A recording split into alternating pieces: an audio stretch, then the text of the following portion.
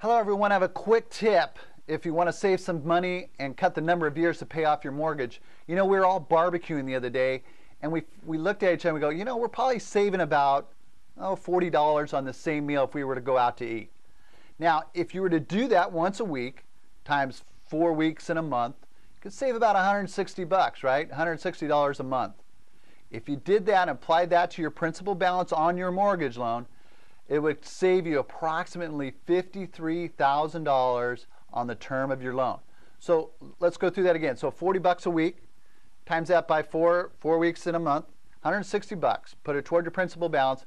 That would save you approximately $53,000. How that accumulates is basically you cut 7.5 years off the term of your loan, assuming that the loan amount is $200,000.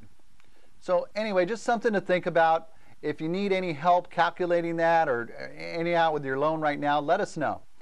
Hope all of you have a great and safe summer. I wish you the best. For my brother Matt Gospel, my name is Eric Gospel. Have a great week.